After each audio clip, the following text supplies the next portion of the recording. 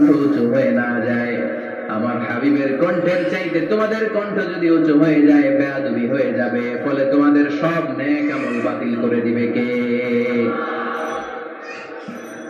এই আয়াত নাযিল হওয়ার পরে সাহাবারা কেউ বিশ্বনবীর সামনে এসে বড় গলায় কথা বলে না, আস্তে আস্তে বলে। কেমনে বলে? ওমরে ফারুক এই আয়াত শুনে এত ভয় পেলেন, তিনি বিশ্বনবীর কাছে কোন কথা নিয়ে আসলে ফিস ফিস করে বলতেন, বিশ্বনবী শুনতে পেতেন না।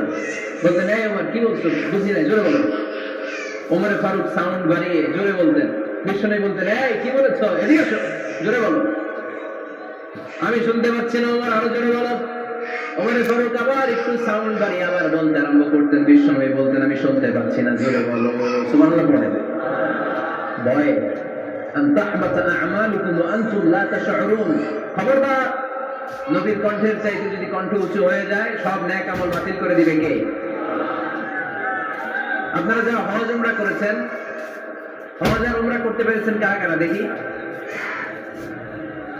মাশাআল্লাহ। যারা করতে পারি নাই আমরা, আমাদেরকেও যেন আল্লাহ তাআলা তৌফিক দান করে, আমরা পড়ি আমিন। আমরা যেন কাবার চারপাশে তাওয়াফ করতে পারি, সাফা মারওয়ার জন্য সাই করতে পারি, আল্লাহর হাবিব সাল্লাল্লাহু আলাইহি ওয়াসাল্লামের কবরের সামনে দাঁড়িয়ে যেন আমরা সালাতু সালাম পাঠ করতে পারি। আওয়াজ করে পড়তে হবে আমিন। বিশ্বনবী সাল্লাল্লাহু আলাইহি ওয়াসাল্লামের কবরের উপরে এই আয়াতটা লেখা, যে আয়াত নিয়ে আমি এখন আপনাদের সামনে আলোচনা করছি। লা তারফাউ আসওয়াতাকুম ফাওকা সাওতিন নবী।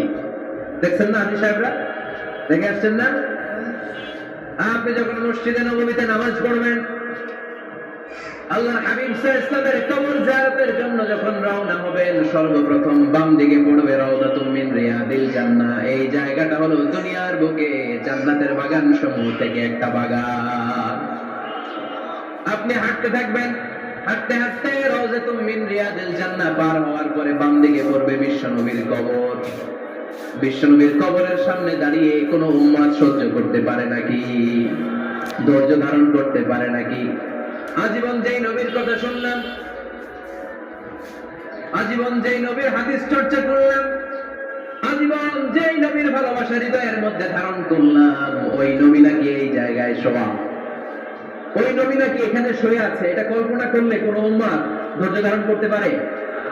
কলিজাটা ছিঁড়ে খান খান হয়ে যায়, চিৎকার দিয়ে নবীর ডাক দিতে মনে চায়, কিন্তু আল্লাহ বলেছেন খবরদার, কবরের উপরে এই আয়াতটা লেখা, লা তারফাউ আসওয়াতাকুম ফাওকা সাওতিন নবী।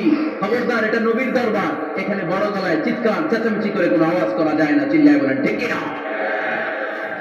এজন্য আল্লাহ বললেন, লা তারফাউ আসওয়াতাকুম ফাওকা সাওতিন নবী। খবরদার।